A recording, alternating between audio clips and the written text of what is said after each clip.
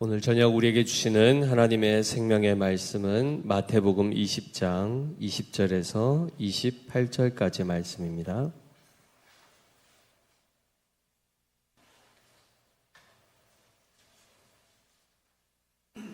신약성경 34페이지 마태복음 20장 20절에서 28절까지의 말씀 우리 한 절씩 교독하시고 마지막 절은 같이 읽겠습니다. 그때에 세베대의 아들의 어머니가 그 아들들을 데리고 예수께 와서 절하며 무엇을 구하니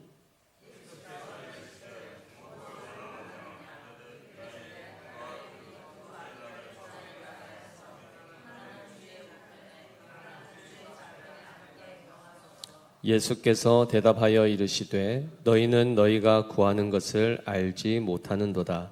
내가 마시려는 잔을 너희가 마실 수 있느냐? 그들이 말하되 할 수 있나이다.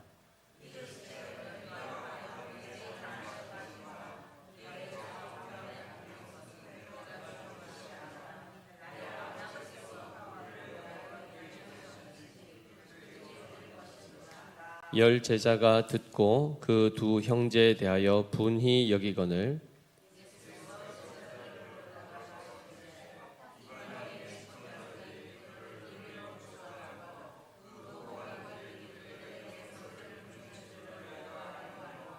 너희 중에는 그렇지 않아야 하나니 너희 중에 누구든지 크고자 하는 자는 너희를 섬기는 자가 되고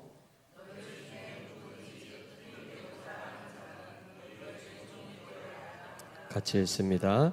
인자가 온 것은 섬김을 받으려 함이 아니라 도리어 섬기려 하고 자기 목숨을 많은 사람의 대속물로 주려 함이니라. 아멘. 샬롬. 하나님께서 영원히 존재하시는 분으로 우리는 성경을 통하여 배웁니다. 창세 전에도 존재하셨고 창조의 시대와 또 재창조의 시대가 끝난 그 이후의 시대에도 하나님은 존재하십니다. 그런데 잘 우리가 생각해 보면 하나님은 하나님께서 가지신 모든 시간을 무엇을 위하여 사용하고 계시는가? 우리는 그 부분을 한번 깊이 생각해 보아야 합니다. 우리는 우리에게 이 바쁜 일상 가운데서 쉼이 주어지고 시간이 주어질 때 우리는 보통 무엇을 하고 싶어 합니까? 시간이 주어지면 우리는 보통 무엇을 하려고 하죠?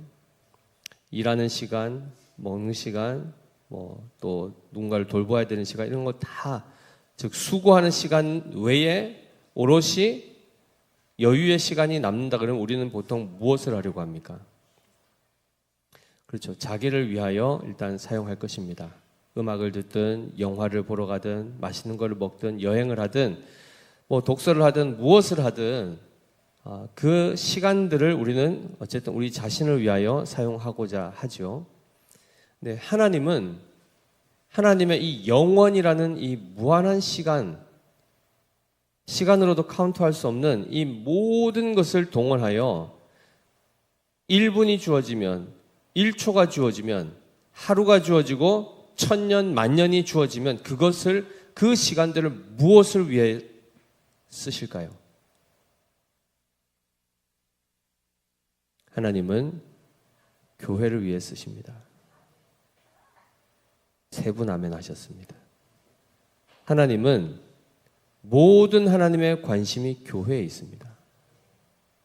하나님께서 창조하셨던 이 모든 피조세계 만물도 무엇을 위하여 창조하셨죠? 궁극적인 하나님의 나라, 곧 교회를 세우시기 위하여 이 모든 것을 지으시고 그의 유일하신 아들을 누구를 위해 보내주셨죠? 교회를 위해서 내어주셨습니다. 그래서 교회를 두고 무엇이라 표현하죠? 그리스도의 피로 값주고 사신 교회라 이렇게 말씀합니다. 한마디로 하나님의 가장 아끼는 것, 가장 하나님이 가지신 모든 것을 동원하여 교회를 존재케 하시고 교회를 세워가시는 일에 하나님은 하나님 자신의 전능하심을, 그리고 그 영원하심을, 신실하심을 쏟아붓고 계십니다. 따라서 하나님의 유일한 관심은 결국 하나님의 나라를 세워, 그 나라는 곧 교회요, 교회를 세워 하나님과 교제하는, 하나님의 영광의 즐거움에 참여하는 존재가 되게 하시는 일을 위해서 지금도 졸지도 주무시지도 않으시고 하나님의 구원 역사를 이루고 계십니다. 그 가운데에 그러면 하나님이 교회를 세우신 목적은 결국 교회가 그 하나님으로부터 받은 무한한 은혜와 그 사랑을 받을 뿐만 아니라 그 사랑을 베풀어 주시고 그 생명을 주시며 구원을 베풀어 주신 바로 그 하나님을 드러내는 일로, 우리를 통하여 하나님의 영광과 사랑과 은혜가 온 세상 가운데 나타나는 그 역할을 교회로 하여금 감당하게 하셨다는 것입니다. 따라서 교회의 존재의 목적은 1차적으로는 하나님의 사랑을 받는 존재로 우리는 존재하며, 또한 그 받은 사랑을 나누는 존재로 우리는 이 땅에 세워지게 되는 것입니다. 자, 그러면 교회의 사명에 대해서 우리가 지난번에 살펴본 것처럼 교회는 하나님의 집이요 진리의 기둥과 터라라고 말씀드렸죠. 교회를 통해서 반드시 무엇이 드러나야 됩니까? 진리가 드러나야 됩니다. 진리는 곧 하나님의 말씀만이 진리이시고, 그리고 그 실체는 하나님의 아들 곧 예수 그리스도께서 하나님의 말씀으로서의 진리이십니다. 따라서 교회를 보면, 누군가가 교회를 알게 되면 그 교회를 통해서 반드시 우리를 보는 것이 아니고 누구를 봐야 되죠? 예수 그리스도를 볼 수 있어야 됩니다. 또한 하나님의 나라를 볼 수 있어야 됩니다. 그래서 사도 바울이 그의 일생 회심하고 난 이후에 전 삶을 무엇을 위해서 드렸죠? 복음을 위해서. 근데 그 복음은 무엇입니까? 하나님 나라와 주 예수 그리스도에 관한 모든 것을 선포하고 전파하는 사역입니다. 그 일을 위해서 자기 생명조차 조금도 귀한 것으로 여기지 않는다라고 이렇게 말씀했죠. 따라서 하나님의 나라를 드러내고 주 예수 그리스도를 드러내는, 이것이 바로 교회의 사명이라고 했습니다. 그래서 그것을 가장 잘 드러내 보여주는 제일 첫 번째 방편이 뭐였습니까? 지난 시간에 살펴본, 기억 안 나십니까? 사마리아 지역을 지나가다가 수가성의 여인을 만나셔서 무슨 얘기를 하시죠? 예배에 관한 이야기를 하셨지 않습니까? 성도로서, 교회로서 함께 모여 실제 하시는 삼위일체 하나님을 예배하는 이 삶을 우리가 살아낼 때에 사람들은 하나님을 알게 되는 것입니다. 무슨 말인가? 보통 일요일에 사람들은 뭐 하죠? 일반적인 사람들은 쉽니다. 쉬고 놀고 아까 얘기한 것처럼 여가를 즐기죠.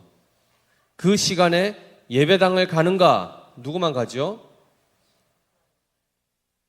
예수님을 믿는 하나님의 백성들만 갑니다. 그 외에 많은 타 종교인들도 자기들 나름대로 천주교 가면 미사를 드리러 가고, 뭐 불교 같으면은 절에 가기도 하고, 뭐 각자의 신앙을 따라서 그렇게 살아가겠지만 실제 하시는 하나님은 몇 분이십니까?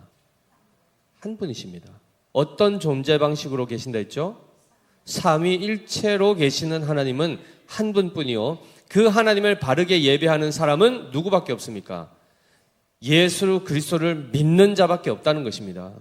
그 외에 무수히 많은 사람들이 각자 자기의 신념에 따라서 그 종교 생활을 한다 하여도 그것은 헛된 일입니다. 실제 하지 않는 것 앞에서 비나이다 정성을 쏟는 것이기 때문에 아무런 의미가 없는 것이고, 진정한 삼위일체 하나님을 바르게 섬기는, 바르게 예배하는 그들을 통해서만 진리가 나타나게 되어 있습니다. 그렇겠죠?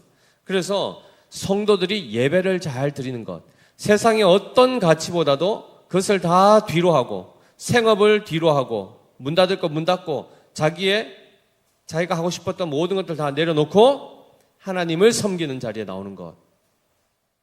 그것만 보더라도 사람들은 뭐라고 생각할까요?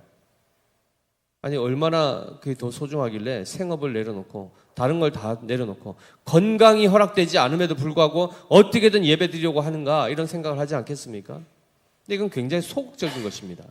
이건 굉장히 소극적인 방편이고 적극적으로는 그곳에서 하나님의 말씀이 선포되지 않습니까? 그 말씀을 우리가 듣고 그 말씀 배운 대로 깨달은 대로 실천하여 오늘 우리 권사님 기도한 것처럼 믿음이 그저 말로만이 아니라 행함으로 나타나는 증명되는 그 믿음의 삶을 살아낼 때에 사람들은 와 하나님이 있구나. 그리고 저 사람을 보니까 정말 하나님이 살아계시구나를 고백할 수 있는 자리까지 우리는 나가야 되죠. 그것이 바로 예배를 제대로 드릴 때에 나타나는 현상이라는 것입니다. 그러면 예배를 어떻게 드려야 된다 했습니까? 영과 진리로 예배드리라 했습니다. 신령과 진정이란 차원이 아니라 성령을 통하여 거듭난 자만이 참된 진리신 예수 그리스도로 말미암아 아버지께로 나아갈 수 있습니다. 이 원리를 의지하지 않으면 우리는 그저 이 자리에서 뭐 하는 거죠? 예수 무당하는 겁니다. 비나이다 하는 겁니다. 탐심을 위해서 하나님을 그냥 이용하는 참된 예배자가 아니고 입으로만 주여 주여 하는 자들이 될 수밖에 없겠죠. 그죠? 그래서 진정으로 참된 예배를 드리는 자를 통하여 하나님의 나라가 보여지게 되고 증거되며 예수 그리스도가 전파되고 증명되는 이것이 바로 예배를 통해서 드러납니다. 자, 이것을 우리가 지난 시간에 살펴보았고요. 오늘 이 본문을 보니까 어떤 내용이 나왔죠? 세베대의 아들들의 어머니가 지금 예수님 앞에 나와서 무엇을 구하죠? 뭘 구했습니까? 네, 큰아들, 작은아들 두 사람을 하나님 나라에서 하나님의 주님의 왼편 오른편에 앉혀주십시오. 한마디로 높은 자리에 그 직임을 주십시오라고 요구하는 이 장면을 우리는 오늘 살펴보게 됩니다. 그리고 마지막에 예수님 뭐라고 하셨습니까? 인자가 온 것은 섬김을 받으려 함이 아니라 도리어 섬기려 하고 자기 목숨을 많은 사람의 대속물로 주려 함이니라 라고 이렇게 결론을 짓는 이 말씀을 합니다. 자, 지금 우리는 하나님의 나라가 어떤 것인지를 세상에 드러내야 되는 존재입니다. 그런데 오늘 본문은 그것과 무슨 연관이 있을까요? 쉽게 얘기하면 세상이 추구하는 바는 뭐죠? 높아지려는 겁니다. 남들로부터 섬김을 받고 대접을 받는 것을 추구하고 살아갑니다. 내가 누구보다 밑에 있으면 그것을 굉장히 비천한 것으로, 비참한 것으로, 비굴한 것으로 생각하고 어떻게든 그걸 극복해보자 그들은 무엇까지 동원하죠? 하나님의 능력까지 동원하려고 하는 이 일들을 한다는 것입니다. 그런데 진정한 하나님의 나라의 원리는 어떤 것인가를 오늘 본문은 잘 나타내 보여주고 있습니다.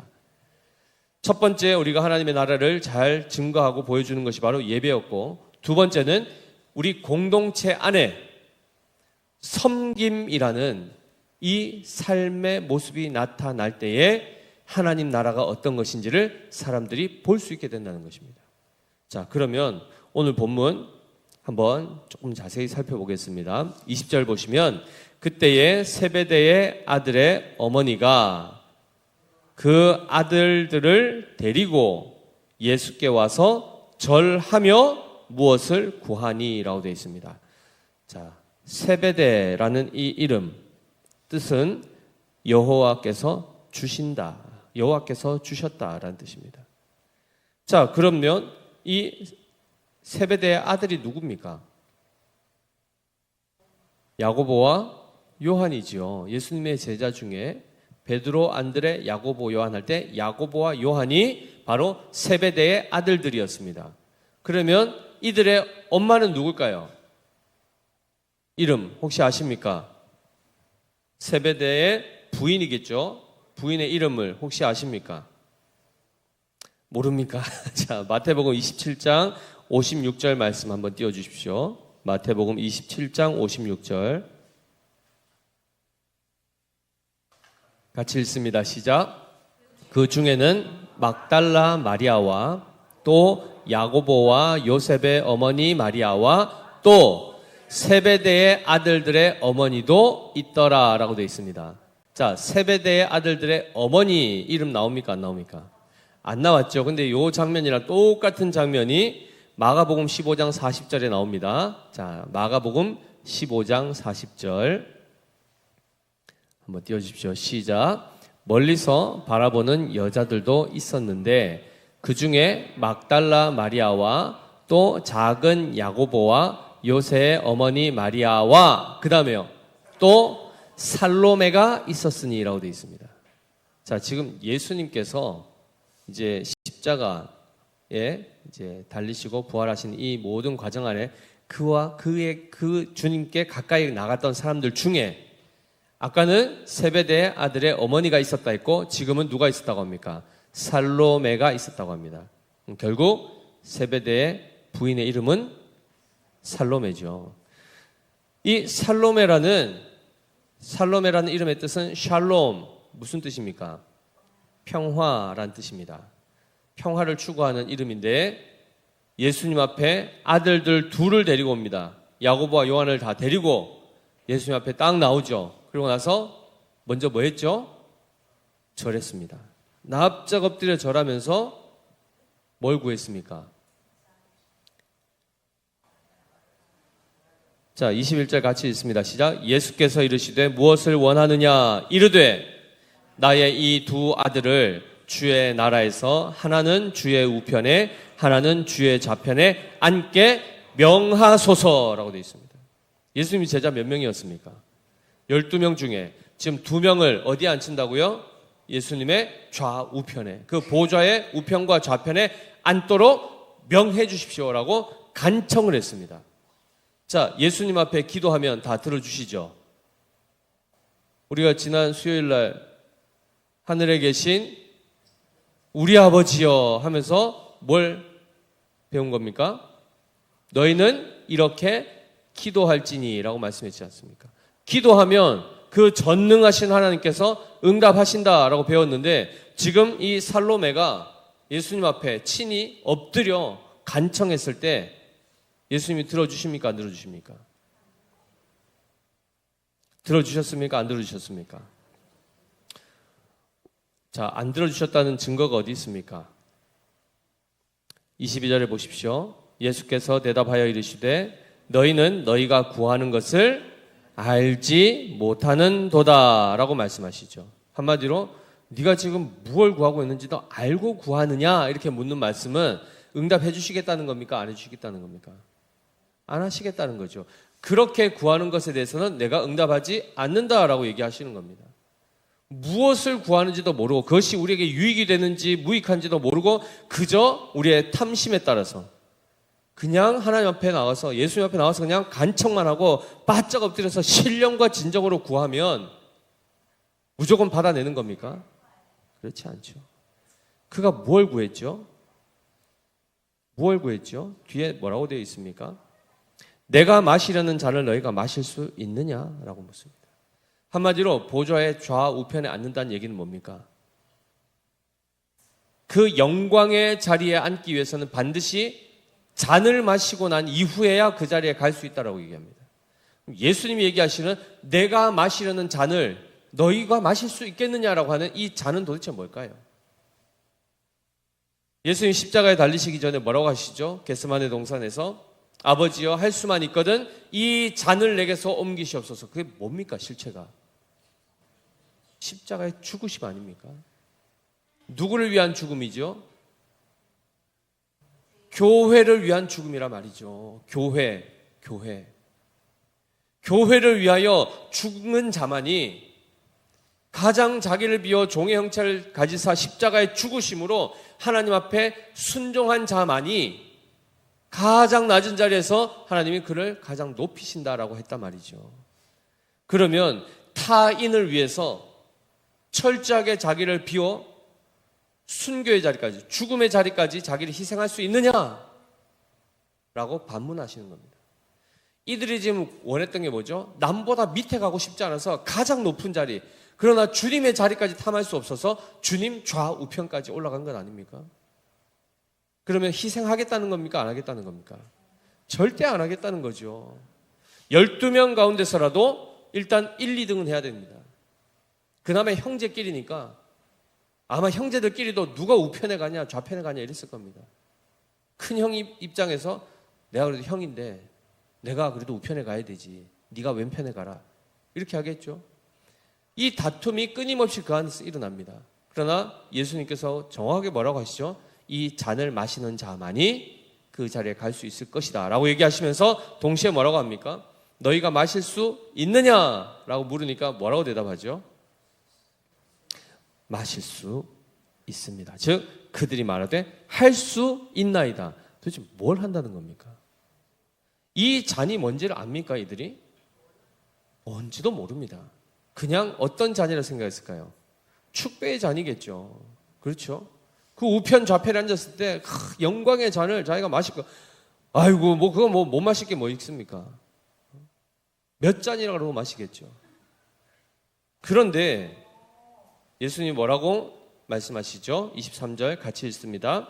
이르시되 너희가 과연 내 잔을 마시려니와 내 좌우편에 앉는 것은 내가 주는 것이 아니라 내 아버지께서 누구를 위하여 예비하셨든지 그들이 얻을 것이니라 라고 되어 있습니다.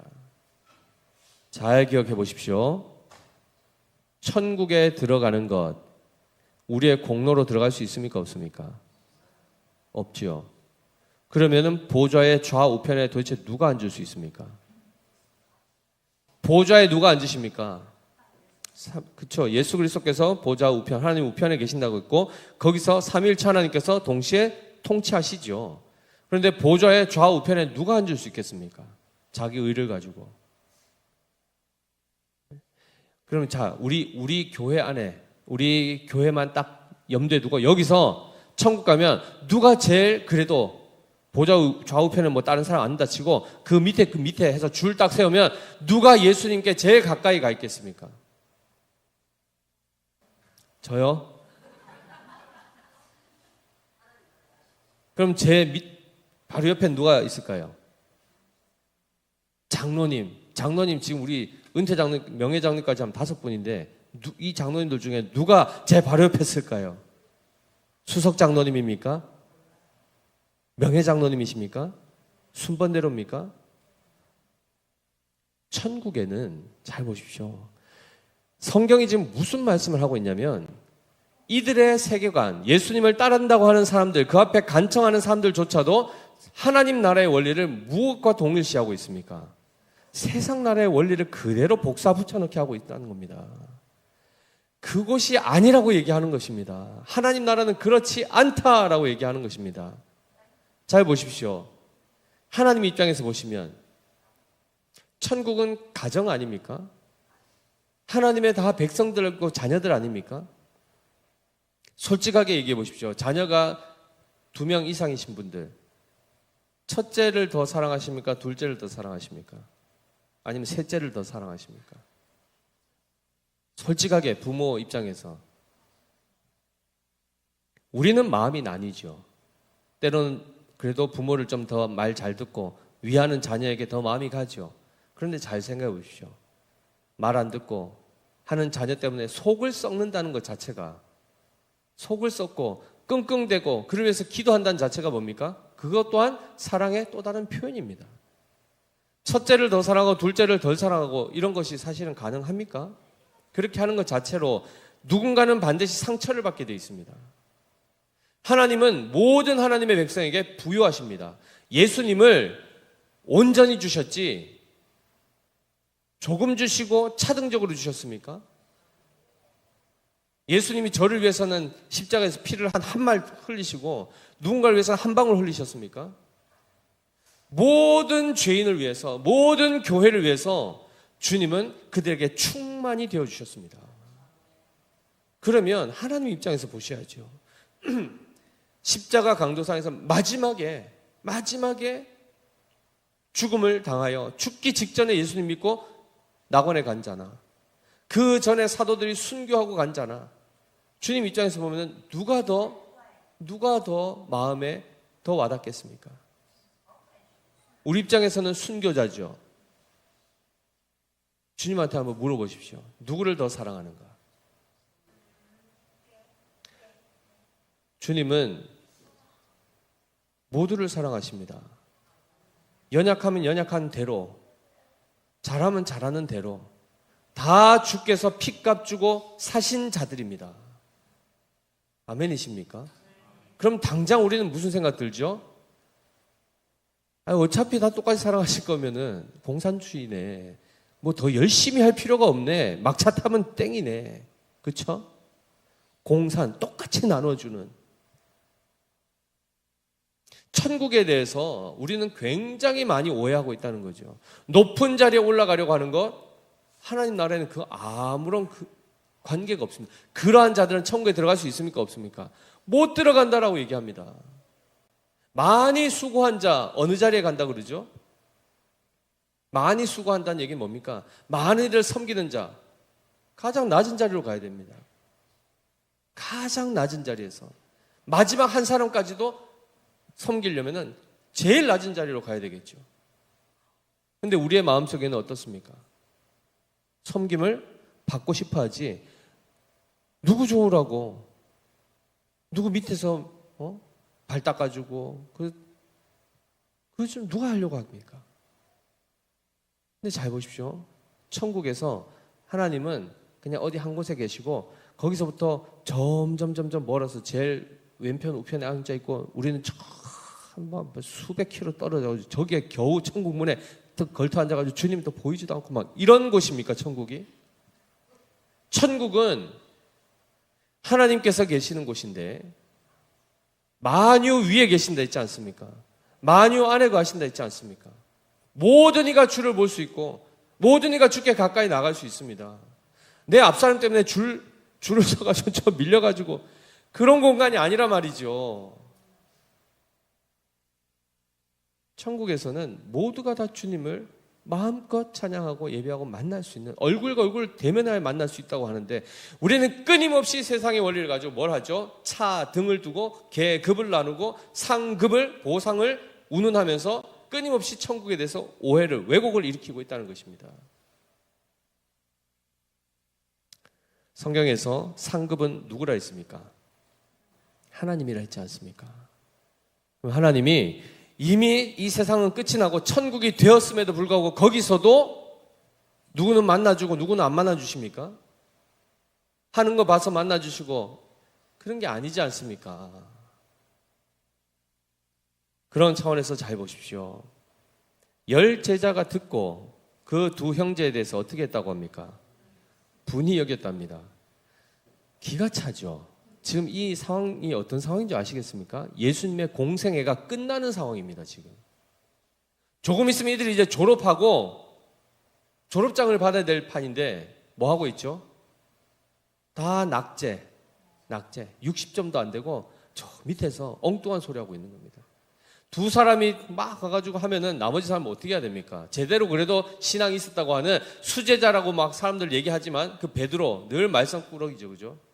왜? 제가 볼 때는 그렇습니다. 주님이 가장 가까이 뒀던 사람들이 잘해서 가까이 둔 게 아니고 제일 사고 많이 치니까 제일 가까이 둔 것 같습니다. 베드로도 어떻게 했다죠? 분을 내고, 도마도 분을 내고, 빌립도 분을 내고, 나머지 10명이 다 분기가 올라와가지고 안색이 변하고. 왜일까요? 한 발 늦었다. 한 발 늦었다 아니겠습니까? 지금 12명 다 이러고 있습니다. 여전히 아직도 그의 가치관, 그들의 생각, 의식, 회심이 온전히 이루어지지 않은 상황처럼 보이지 않습니까? 여전히 이들이 뭘 추구하고 있죠? 세상 나라를 추구하고 있습니다. 세상의 원리를 그대로 가지고 천국까지 들어가려고 합니다. 세상의 원리가 철저하게 뭐냐면 인과응보입니다. 근데 우리는 천국에 어떻게 들어가죠? 은혜로 들어갑니다. 은혜로 들어갑니다. 우리 공로로 들어가는 거 아닙니다. 철저하게 그리스도의 그 공로를 힘입어 들어가는 것이지, 그 공로도 저는 한 50, 우리 권사님 한 60 이렇게 해서 의지해서 들어가는 겁니까? 100% 전적으로 예수 그리스도를 의지해서 들어가야 되는 곳입니다. 그리고 주님이 하나님 나라는 이러한 것이다 라고 끊임없이 말씀해 주는 원리 안에 스스로가 그 삶을 실제로 나타내 보여주셨죠. 그게 뭡니까? 인자가 온 것은 섬김을 받으려 함이 아니라 도리어 섬기려 하고 실제로 십자가에 그 잔을 마시고 고난의 잔을 마심으로 교회를 살려내시는 그 일을 행하셨다는 것을 몸소 보여주시는 것입니다. 그런데 세상의 원리가 어떻다고 되어 있죠? 25절 같이 한번 읽습니다. 시작. 예수께서 제자들을 불러다가 이르시되 이방인의 집권자들이 그들을 임의로 주관하고 그 고관들이 그들에게 권세를 부리는 줄을 너희가 알거니와 라고 되어 있습니다. 세상의 권력들, 권위자들도 하나님이 세우십니다. 악한 자든 선한 자든 관계없이 하나님이 세우십니다. 그때에 맞춰서. 그런데 그들은 하나님이 주신 그 권위를 가지고 뭘 해야 됐었죠? 통치자들은 그 권위를 가지고 백성들을 잘 돌봐야 되는 것에 그것을 사용해야 됐습니다. 그런데 그들이 어떻게 했다고요? 그 권력을 남용하면서 그 힘을 가지고 사람들로 하여금 자기를 섬기게 만들었다는 거죠. 자기에게 조공을 바치게 하고 자기 발을 닦으라 하고 자기 먹을 것을 옷을 입혀주고 섬김을 받는 일에 자기의 권력을 썼다는 겁니다. 이게 어디에서 일어나고 있다고요? 이방인의 집권자들, 하나님 모르는 사람들, 철저하게 세속화되어 있는 이 나라에서는 이게 통한다는 겁니다. 그러면 우리가 이 땅에서 이 땅에 속한 사람처럼 살려면 우리가 이 길을 추구해야 됩니다. 하나님 앞에 나와서도 어떻게 해야 되죠? 내 자식 비리비리하게 살지 말고 뻔뻔하게 좀 살게 하나님 능력 좀 베풀어 주십시오. 가난해서 누구한테 꾸고 다니고 이런 거 하지 말고 사람들한테 이렇게 막 베풀면서 막 나눠줄 수 있는 좀 그런 멋진 사람 좀 되게 해주십시오 라고 기도하는 것 합당합니까? 안 합니까? 너희가 구하는 것을 알지 못하는도다 입니다. 부 자체가 나쁜 것이 아니라 있죠. 그죠? 솔로몬의 지금 삶을 쭉 추적했지 않습니까? 뭐라고 했습니까? 하나님이 그에게 지혜를 주셨죠. 네가 뭘 원하느냐? 지혜를 원합니다. 왜 원하느냐? 이스라엘 백성을 잘 하나님의 뜻대로 다스리기 위해서입니다. 그래, 너무 기특하다. 하나님 응답해 주셨죠? 하나님의 마음에 합한 것을 구했기 때문에 즉시 응답해 주시고 그것을 잘 하도록 뭘 주셨습니까? 부와 명예까지도 주셨다는 겁니다. 그런데 점점 지나가니까 어떻게 됩니까? 주객이 전도가 되죠. 재물이 그의 인생의 목적이 되었고 그 재물을 많이 얻는 방법, 높아지고 명성을 얻는 방법으로 지혜를 동원하더란 말이죠. 다 뒤바뀌어버린 것 아닙니까? 온 세상 사람들이 부러워하는 나라가 됐습니다. 어떻게 하면 솔로몬 좀 볼까 하여 그들이 그 먼 땅에서도 재물을 가지고 와서 그 솔로몬 만나고 싶어서 지혜를 목적으로 한 것이 아니고 솔로몬의 그 부귀영화를 보고자 그들이 왔다는 거죠. 교회가 지금 이렇게 가면 어떻게 될까요? 성경에서 분명히 오늘 새벽에도 말씀드렸지만 하나님이 그들을 내어 버리신다 했습니다. 화려한 옷을 입고 온 천지를 금으로 도배를 하고 하나님으로부터 버림받는다는 겁니다. 충격이지 않습니까? 그러한 차원에서는 그에게 재물이 많음이 복입니까? 저주입니까? 저주가 되어버렸죠. 그런데 원래 하나님이 그 자체가 저주였으면 아예 재물 자체를 안 주셨겠죠. 그런데 재물 주신 목적을 선한 대로 잘 썼으면 그 재물은 나쁜 것이 아닙니다. 그렇게 했죠.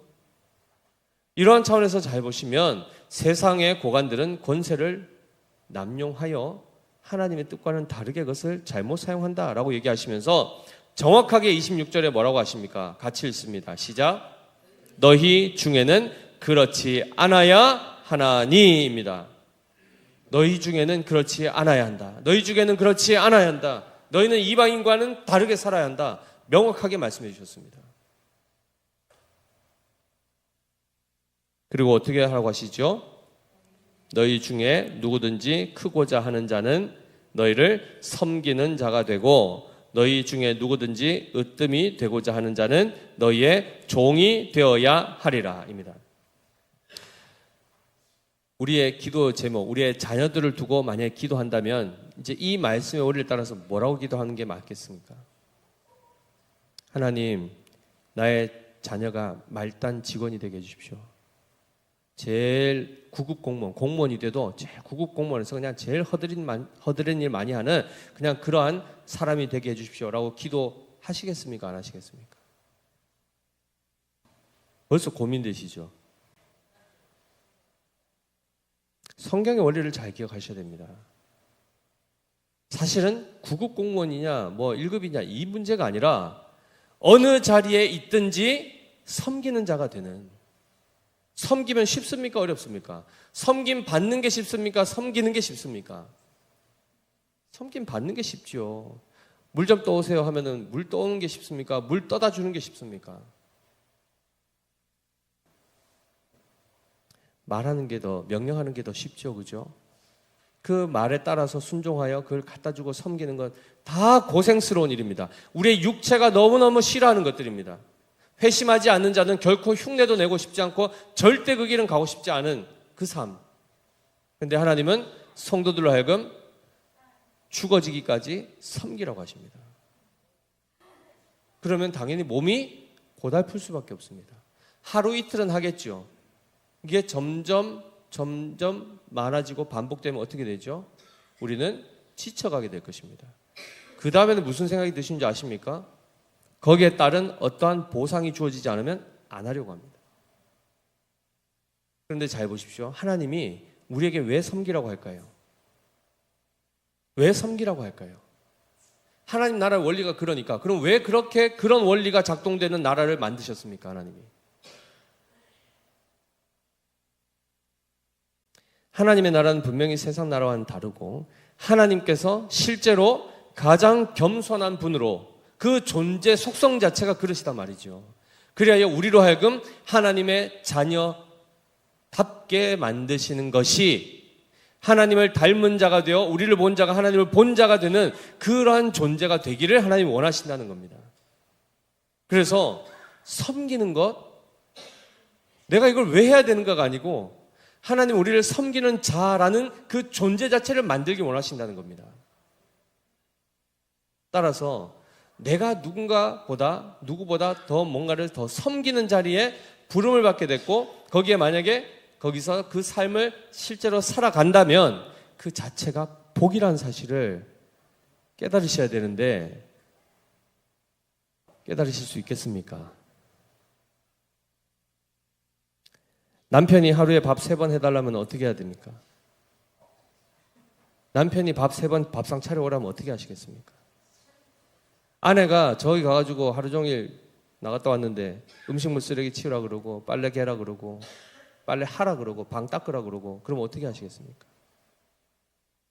어떻게 하시겠습니까? 가위바위보 하시겠습니까? 평화를 위해서?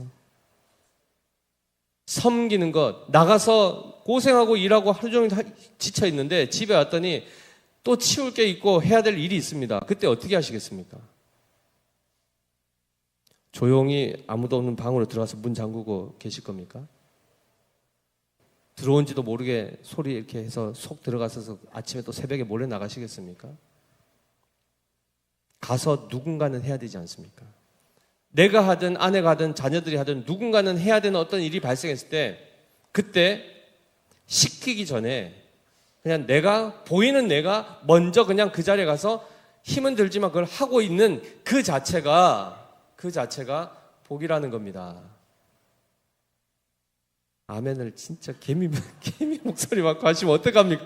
아멘입니다. 그것이 아멘입니다.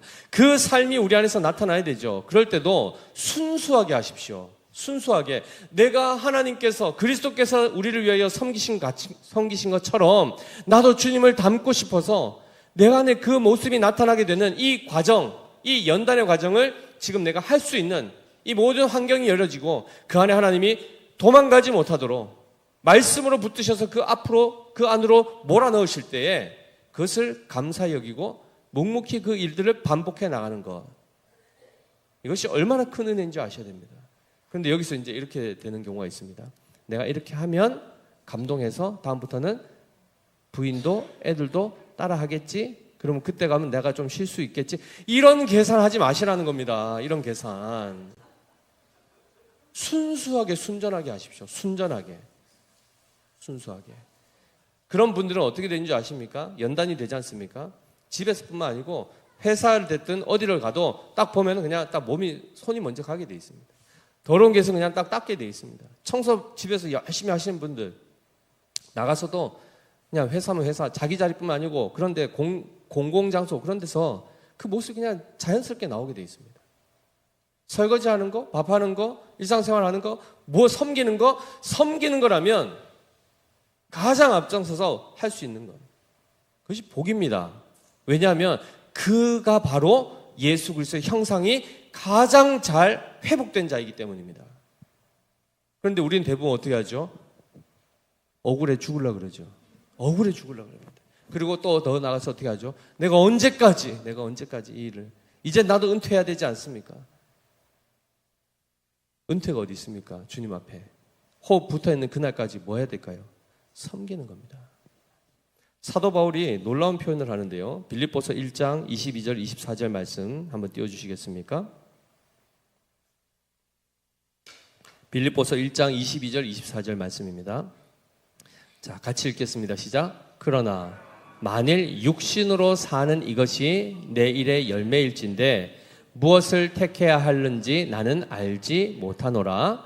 내가 그 둘 사이에 끼었으니 차라리 세상을 떠나서 그리스도와 함께 있는 것이 훨씬 더 좋은 일이라. 그렇게 하고 싶으나 내가 육신으로 있는 것이 너희를 위하여 더 유익하리라. 무슨 고백인지 아시겠습니까?